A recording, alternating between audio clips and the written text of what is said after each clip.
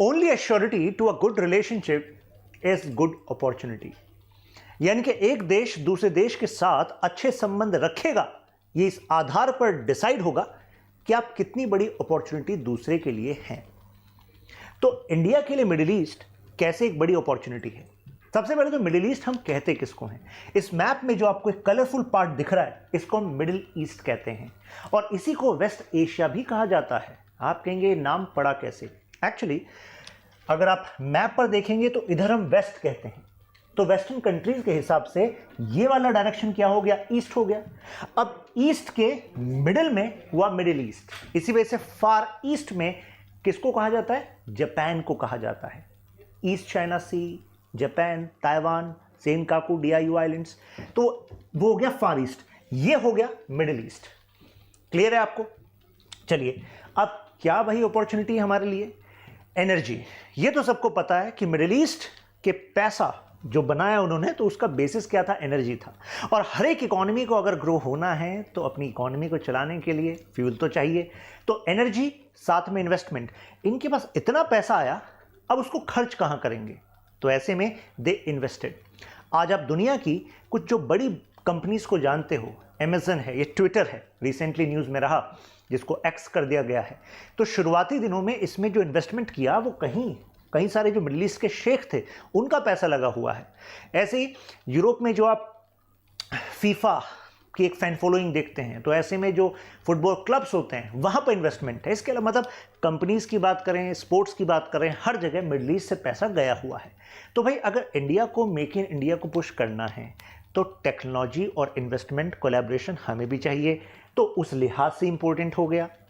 दूसरा, मतलब आप कह सकते हैं कि भारत रेमिटेंसेज में अगर देखें तो अमंग टॉप है, यानी कि भारत के लोग बड़ी मात्रा में मिडिल ईस्ट में काम करते हैं, घर पर पैसा भेजते हैं, तो ऐसे में हमारा फॉरेन एक्सचेंज रिजर्व को बूस्ट करने में ये मिडिल ईस्ट इंपॉर्टेंट हुआ कि नहीं हुआ? बिल्कुल हुआ। फिर आपका रूट, यानी कि अगर इंडिया को ट्रेड करना है तो भाई इस रूट के थ्रू ट्रेड करना होगा, जैसे स्वेज वाला रूट हो गया।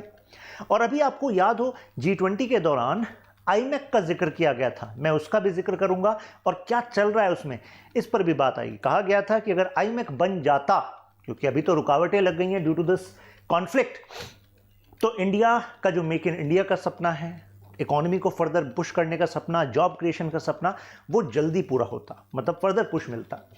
अब ज़रा इंसिडेंट देखिए आप, Iraq and Iran war, Iraq Iran war, अब वो चलता रहा सालों तक। अब इस बीच इराक को पैसों की ज़रूरत थी, तो इराक ने सऊदी और कुवैत से उधार लिया। सद्दाम हुसैन की वहाँ पर सरकार होती थी। अब सऊदी और जो आपका कुवैत है, उन्होंने कहा हमें अपना पैसा वापस चाहिए। सद्दाम हुसैन ने कहा यार देखो, वॉर एक तरीके से इनकॉन्क्लूसिव रहा, कुछ बड़ा फ़ायदा नहीं हो पाया, तो यू हैव टू वेट। अब इराक भी भाई ऑयल को एक्सपोर्ट करता है, पैसा कमाता है, तो एश्योरिटी थी सऊदी और कुवैत को भी कि पैसा दे देगा। बट कुवैत ने कहा नहीं, we want our funds back on priority. तो इराक को लगा कि यार ये तो हमारे नेशनल इंटरेस्ट के खिलाफ जा रहा है, और कुवैत ऑयल रिच भी है। तो फिर फाइनली इराक ने कुवैत को इन्वेड कर दिया। इंटरनेशनल लेवल पर इराक के खिलाफ सैंक्शंस, स्टेटमेंट्स, स्टैंड्स लिए गए। अब इंडिया की तरफ दुनिया देखने लग गई कि इंडिया भी सद्दाम हुसैन के खिलाफ स्टैंड लेगा, लेकिन इंडिया ने नहीं लिया। उसका क्या कारण बताया गया? एक तो ऑयल का इंपोर्ट भी है, लेकिन एक बड़ा रीज़न था 1 लाख भारतीय जो इराक में काम करते थे, तो अगर सुरक्षित उनको यहाँ पर लाना है, क्योंकि भाई वॉर चल रहा है, तो ऐसे में सद्दाम हुसैन की सपोर्ट की ज़रूरत थी। तो यानी कि जो लोग आपके देश के वहाँ पर रहते हैं, तो वो प्राइमरी नेशनल इंटरेस्ट में काउंट होता है। नेशनल इंटरेस्ट कई तरह के होते हैं, राष्ट्रहित कई तरह का होता है, लेकिन दुनिया भर में जो भारतीय नागरिक हैं उनकी सुरक्षा किसी भी देश की ताकत को शो करता है। अब एनर्जी पर हमारा डिपेंडेंस है, तो देखिए 75% के 75% से ज़्यादा बल्कि हम इंपोर्ट करते हैं, ऐसी 55% ज़्यादा हम नेचुरल गैस इंपोर्ट करते हैं। लगभग आधा इसमें से मिडिल ईस्ट में आता है। लेकिन अगर मैं 2021 से 2024 का आपको ट्रेंड बताऊं, तो 61% से घटकर अभी जो 2024 अभी चल रहा है, तो जो अगस्त का डेटा है उसके ट्रेंड के हिसाब से लग रहा है कि 44.6% के आसपास।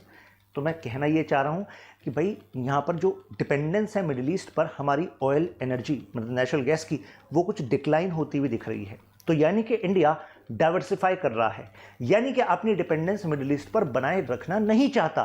तो यानी कि कुछ ना कुछ तो ऐसा है जिसकी वजह से ऐसा हम कर रहे हैं। हिस्ट्री में चलते हैं, मिडिल ईस्टर्न नेशंस मेजरली मुस्लिम नेशंस, तो अब हम क्या चाहते थे कि भाई पाकिस्तान इसका इस्तेमाल ना करे, कि भाई देखो Pakistan is Muslim nation, middle east को साथ लेकर आ जाए, गल्फ को साथ लेकर आ जाए और इंडिया के खिलाफ यूनाइटेड नेशन में स्टैंड ले। लेकिन बात 1947 में केवल मुस्लिम कॉम्बिनेशन की नहीं थी।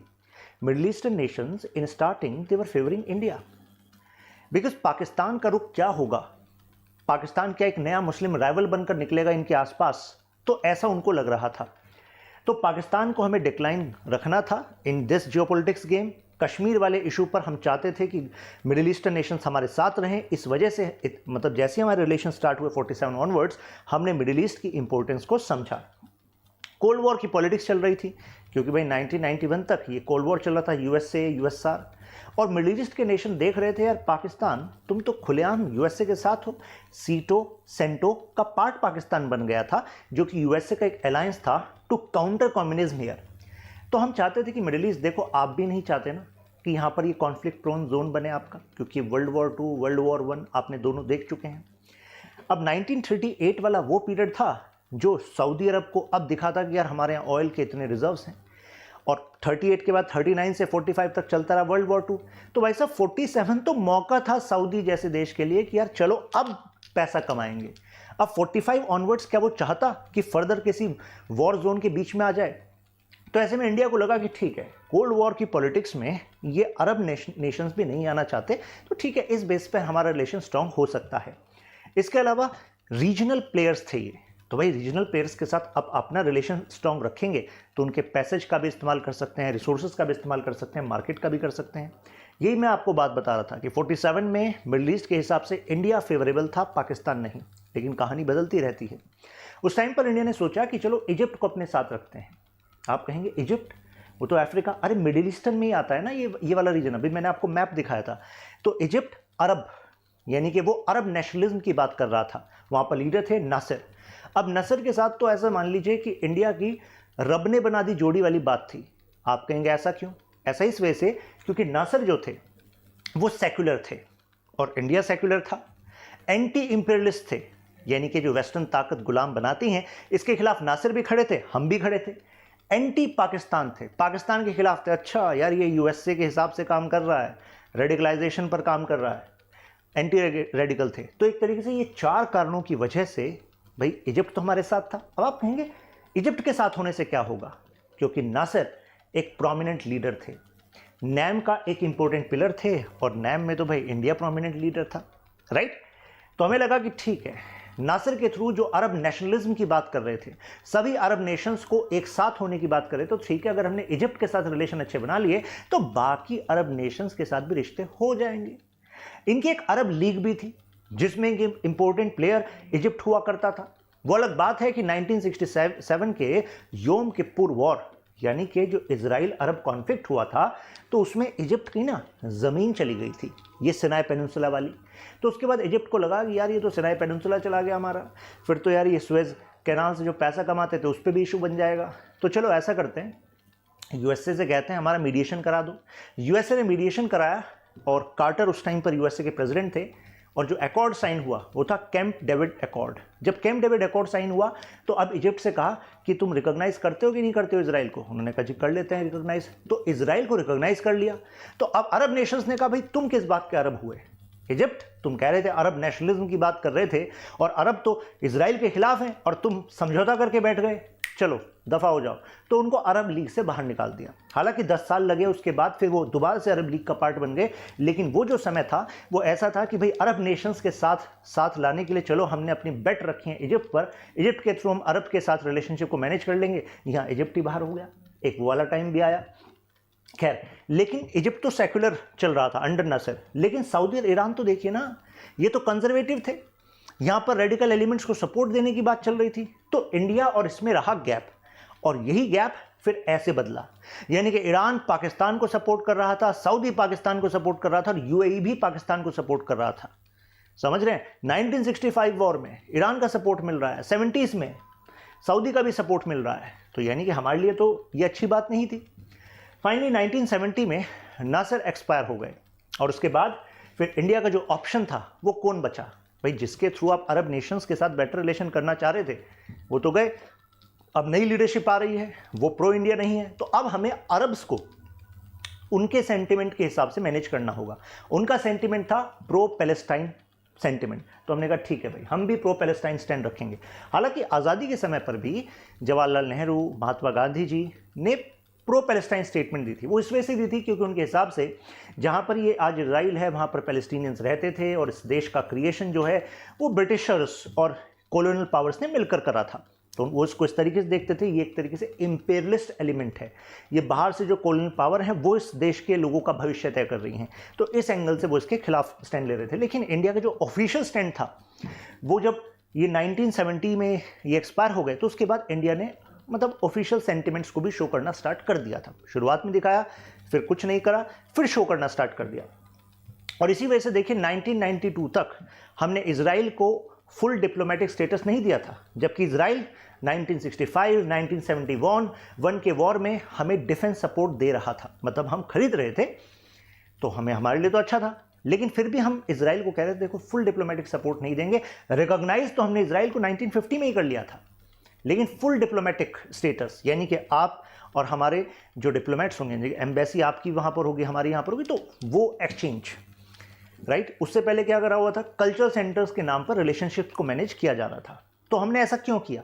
हमने सोचा अगर इजराइल को हम फुल डिप्लोमेटिक स्टेटस नहीं देंगे तो ये सऊदी, ईरान, बाकी मिडिल ईस्टर्न नेशंस ये कम से कम इंडिया के सेंटिमेंट को भी समझेंगे, पाकिस्तान को खुलकर सपोर्ट नहीं करेंगे, कश्मीर के मुद्दे को इंटरनेशनलाइज नहीं करेंगे। लेकिन क्या ये माने? नहीं माने। ये देखिए नहीं माने ना, तो फिर हमारे पास चारा क्या रहा? हमने कहा इजराइल आइए आपके साथ पूरी तरीके से दोस्ती निभाएंगे। तो 1992 में हमने इजराइल को फुल फ्लेज डिप्लोमेटिक पार्टनर का स्टेटस दे दिया। इससे पहले एक और वाकया था, ये सोवियत वाला। 1979 में जैसे ही यूएसएसआर ने इन्वेड कर दिया अफगानिस्तान को, तो समझ लीजिए यूएसए के लिए, सऊदी के लिए पाकिस्तान हो गया खास। क्यों? पाकिस्तान में ऐसी क्या खासियत थी? उसकी लोकेशन। पाकिस्तान का बॉर्डर कनेक्टेड है अफगानिस्तान के साथ, तो ऐसे में यूएसए को अगर सोवियत को पुशबैक करना है तो पाकिस्तान में हथियार, पैसा, ये सब प्रोवाइड किया गया। एक तरीके से पाकिस्तानी आर्मी, आईएसआई की तो मतलब चमक गए, वो तो मतलब बड़ी पावर बन गए। आईएसआई के पास इतना पैसा, इतना पावर कभी था ही नहीं, जिसको उसने फिर इंडिया के खिलाफ भी इस्तेमाल करा। तो ये इंडिया के खिलाफ जा रहा था। अब आज के ट्रेंड की बात करें तो देखिए ईरान चाइना के फेवर में कई प्रोजेक्ट्स दे रहा है जो पहले इंडिया के साथ बातचीत चल रही थी, रीनेगोशिएट कर रहा है इंडिया के साथ डील, प्लस जो ऑयल सप्लाई वो हमें दे रहा है। तो उसके बिहाफ पर नेगोशिएशन का एक पॉइंट जो सिग्नलिंग है वो है कि जो सैंक्शंस ईरान के खिलाफ लगे हुए हैं, तो चाहता है कि IAEA के सामने जो इंटरनेशनल एटॉमिक एनर्जी एजेंसी है वो हम इंडिया जो है ईरान के सपोर्ट में स्टैंड ले। तो this is what Iran is expecting. हमने भी अपना फेज्ड मैनर में जो ऑयल का इंपोर्ट है वो कुछ ईरान से कम किया, लेकिन ईरान हमारे लिए क्रूशियल है, क्योंकि अगर सेंट्रल एशिया के साथ हमें पार्टनरशिप करनी है तो ईरान का Chabahar port is a strategic port for us, क्योंकि पाकिस्तान के थ्रू तो रीच आउट कर नहीं सकते। नहीं तो तापी पाइपलाइन पहले से था, तुर्कमेनिस्तान, अफगानिस्तान, पाकिस्तान, इंडिया, इसका आइडिया था, बट नहीं हो पा रहा भाई, पाकिस्तान, अफगानिस्तान। तो चलो भाई, Iran is the route, INSTC का रूट है, मतलब international north south transport corridor में भी छाबार क्रूशियल है। अभी उसका जिक्र आगे आने वाला है। नाउ डायनेमिक्स इन एनर्जी डिपेंडेंस, ये तो हमें पता है कि भाई देखो मिडिल ईस्ट क्रूशियल है एनर्जी डिपेंडेंस के लिए, लेकिन ये देखिए डेटा आपको बता दें, 2021 का डेटा 61% क्रूड ऑयल इम्पोर्ट, और यहाँ पर 2024 का जो अगस्त तक का डेटा है दैट इज 44.6% का प्रिडिक्शन कर रहा है वो फिस्कल का। देखते हैं अब क्या होगा। अब आप कहेंगे कि सर ट्रस्ट वाली बात कैसे आ गई, why India can not trust fully middle east. देखिए ट्रस्ट पे तो चलता ही नहीं ना इंटरनेशनल पॉलिटिक्स, वो तो इक्वेशन पे चलता है। अब जैसे सऊदी ओपेक प्लस के थ्रू, जिसमें रशिया भी है, सऊदी ने ऑयल आउटपुट को कम किया है। अगर क्रूड ऑयल आउटपुट को जैसे 5.86 ये देखिए million BPD barrels per day अगर वो डिक्रीज कर रहा है, तो मार्केट में अगर सप्लाई होगी कम और डिमांड बनी हुई है तो ऑयल प्राइस बढ़ जाएंगे। और अगर ये ऑयल प्राइस बढ़ गए, जो कि बढ़ ही रहे हैं, तो इसका नेगेटिव इंपैक्ट इंडिया की इकोनॉमी पे पड़ेगा कि नहीं पड़ेगा? बिल्कुल पड़ेगा, क्योंकि हम ऑयल इंपोर्ट करने वाली इकोनॉमी है। तो ऐसे में हमें उसके बदले इंटरनेशनल करेंसी देनी पड़ती है। तो एक तरीके से हम पर नेगेटिव इंपैक्ट क्या पड़ेगा?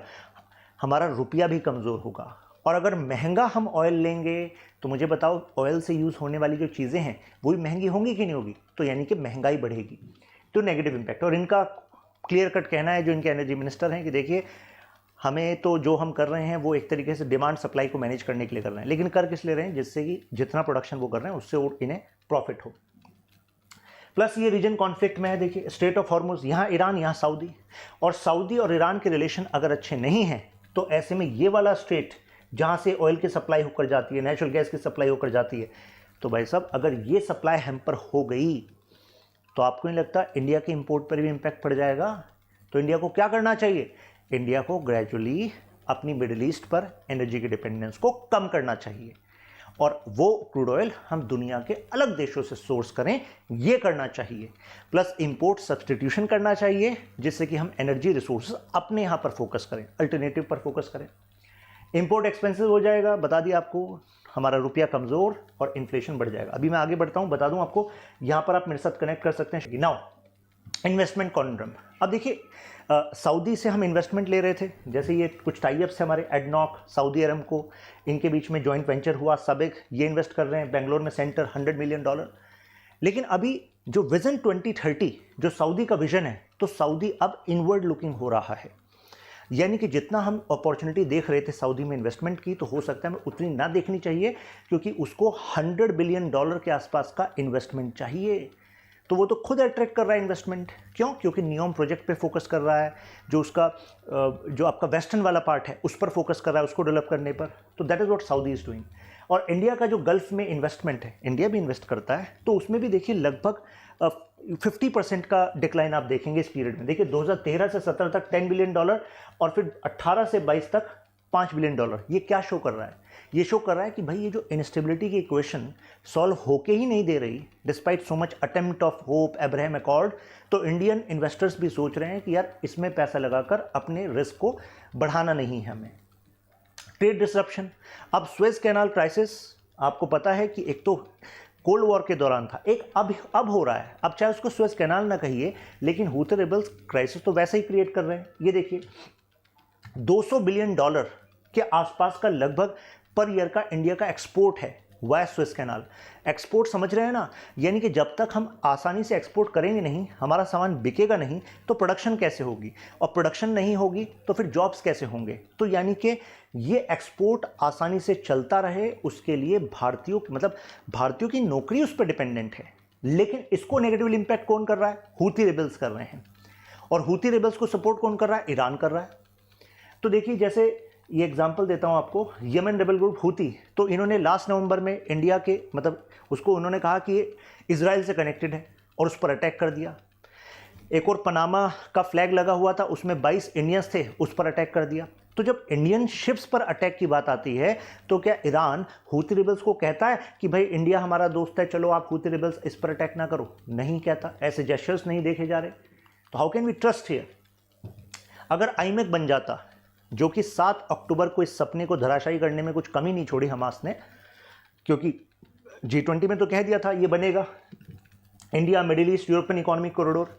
तो अगर ये बन जाए तो देखिए टोटल जो टाइम की कॉस्ट है यहाँ से यहाँ तक जो हमें ट्रेड करना पड़ता है, करीब 40% तो टाइम कम हो जाएगा और 30% कॉस्ट कम हो जाएगी। और टाइम और कॉस्ट कम होने का मतलब क्या होता है? इसका मतलब होता है कि इंडिया और इस रीजन में जो ट्रेड है वो एक्सपेंड होगा, और ट्रेड एक्सपेंड होगा तो इन्वेस्टमेंट भी आएगी, जॉब्स भी मिलेंगी, अदर अपॉर्चुनिटीज़ आएगी, इंडिया के पास पैसा भी आएगा, भारत सरकार की डेवलपमेंट करने की कैपेबिलिटी बढ़ेगी। तो ये सब कुछ ये इस अपॉर्चुनिटी पे कनेक्टेड है, इस रूट की अगर हम बात करें। लेकिन 7 अक्टूबर को जैसे हमास ने अटैक किया, उसके बाद से इस रूट पर अब बात नहीं हो रही है, स्लो हो गया है जहाँ पर भी काम हो रहा है। एक तो वेस्टर्न फ्रंट पे और एक ईस्टर्न फ्रंट पे, लेकिन वो स्लो हो गया है, तो एक टेम्पररी पॉज लग गया इस एरिया पर। अब ये रीज़न क्या इसमें ईरान का कुछ फ़ायदा है? ये सोचने वाली बात है। आप कहेंगे सर फ़ायदा तो हो सकता है, क्योंकि Hamas is supported by Iran, लेकिन मैं इसके कुछ और पहलू को आपको बताता हूँ। एक टाइम पर ये जो सीरिया आप देख रहे हैं ना, it was considered as cradle of Islamic civilization. Damascus जो है Syria capital, it was considered as richest part of this whole area. ऐसा क्यों?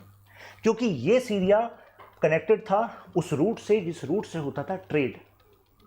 जहाँ पर आज ईरान है, पर्शिया हम बोलते थे, पर्शिया भी सिविलाइजेशनली और मेटेरियली भी रिच होता था। उसका एक रीज़न क्या था? क्योंकि ईरान की लोकेशन ऐसी थी, अगर ईस्ट और वेस्ट में ट्रेड होगा तो ईरान से होकर ट्रेड जाएगा। लेकिन अगर आईमेक बन जाता है तो आपको नहीं लगता कि जो ईरान का सपना है कि जी आईएनएसटीसी बना लो, मेरे से होकर ले जाओ रूट को और रशिया के सेंट पीटर्सबर्ग तक, वहीं से यूरोप में होता रहेगा ट्रेड, तो यूएस ने कहा हम ऐसा नहीं करेंगे। ईरान तुम हमारे हिसाब से चल नहीं रहे हो, रशिया हमारे हिसाब से चलता नहीं है, तो चलो ऐसा करते हैं, हम आईमेक पर फोकस करते हैं। मिडिल ईस्ट के अपने जो पार्टनर्स हैं उनके साथ पार्टनरशिप करेंगे, जॉर्डन के साथ, सऊदी के साथ, इजराइल के साथ, और इस रूट को बनाएंगे, सबका डेवलपमेंट होगा। तो ईरान इज़ लाइक यार मतलब मुझे बाईपास कर दोगे, तो अगर मुझे बाईपास करा तो आगे के आने वाले 50, 60, 70 साल तो मतलब वहाँ पर जो इतनी बड़ी इकोनॉमिक अपॉर्चुनिटी ईरान को मिल सकती थी, ईरान ताकतवर बन सकता था, वो ताकत कहाँ, वो तो भाई सब फुर हो जाएगी, वो अपॉर्चुनिटी तो चली जाएगी। तो यानी कि जो आप देखते हैं ना, रिलीजन का वॉर है जी, सेंटिमेंट का वॉर है जी, ये जियोपॉलिटिक्स का वॉर भी है, ये पैसे का वॉर भी है, ये कैलकुलेशन भी है।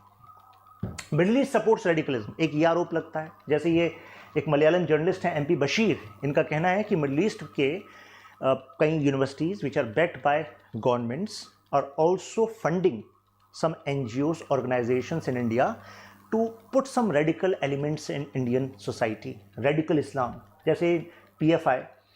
जैसा आपने सुना होगा कि भारत सरकार ने क्रैकडाउन में 150 से ज़्यादा पीएफआई के एजेंट को गिरफ्तार किया। कहा गया कि इनका लिंक आईएसआई अलकायदा से बताया जाता है। तो ऐसा अगर कोई एंटी इंडिया एक्टिविटीज़ में शामिल है या ऐसी अंतर्राष्ट्रीय टेररिस्ट ऑर्गेनाइजेशन में शामिल है और भारत में उनको फंड कर रही हैं मिडिल ईस्ट की कुछ ऑर्गेनाइजेशंस, तो भाई साहब यानी कि मिडिल ईस्ट ने क्या ऐसी ऑर्गेनाइजेशंस पे अपने यहाँ पर जो फंड कर रही हैं क्या उस पर कुछ एक्शन लिया? नहीं। तो ये क्या शो करता है?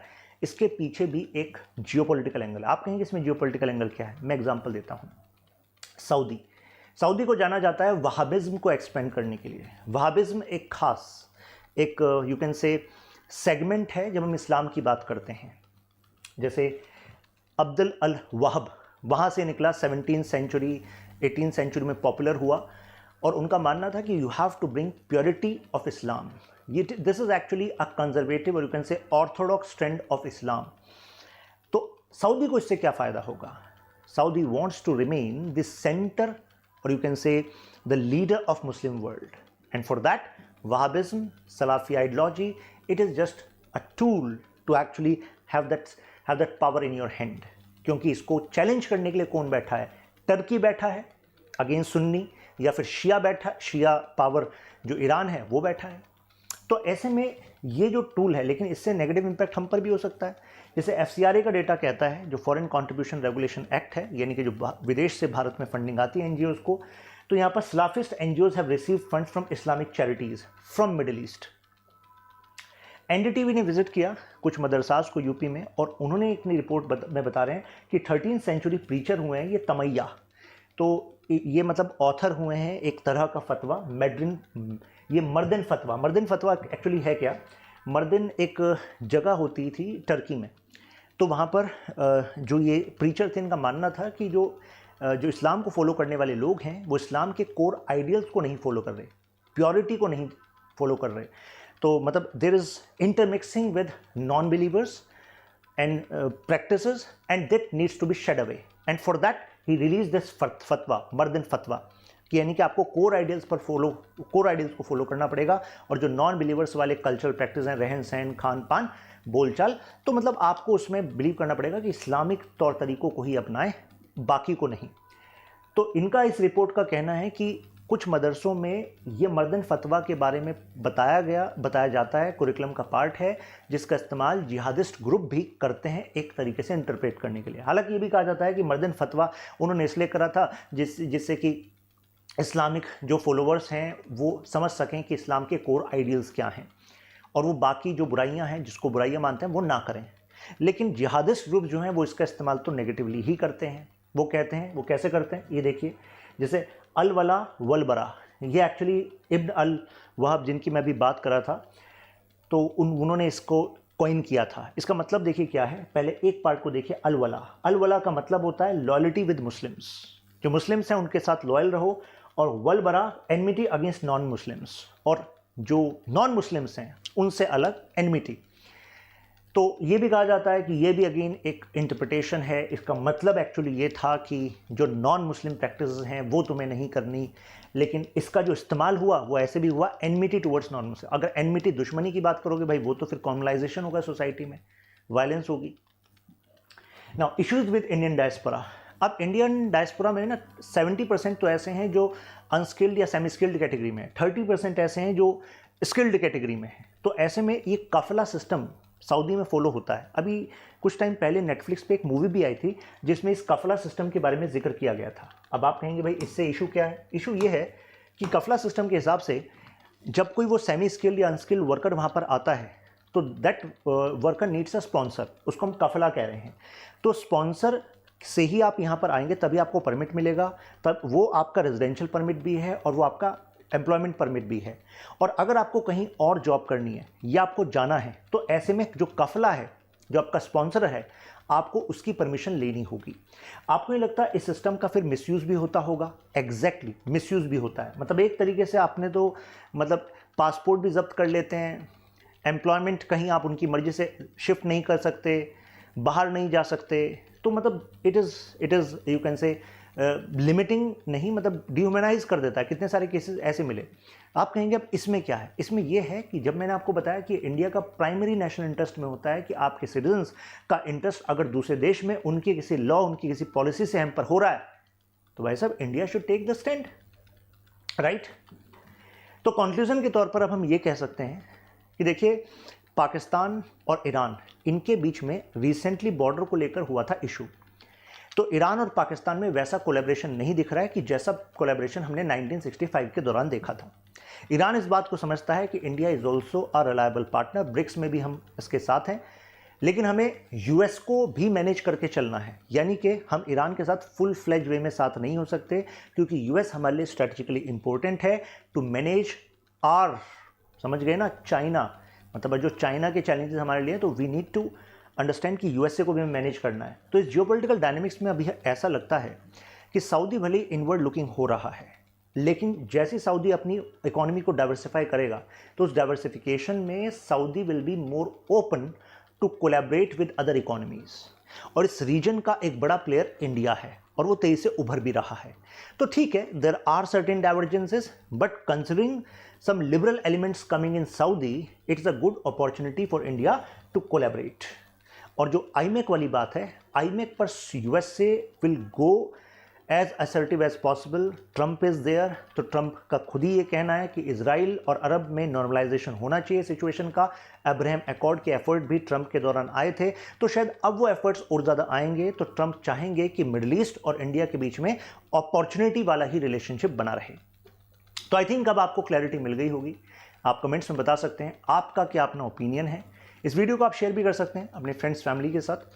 यहाँ पर आप मेरे साथ कनेक्ट कर सकते हैं, शशांक त्यागी फॉर यू, इंस्टाग्राम, टेलीग्राम। ये क्वेश्चन है, discuss the strategic convergence and challenges in middle east relations, India middle east relations. फिर मिलते हैं आपसे, ख्याल रखिए अपना। जय हिंद।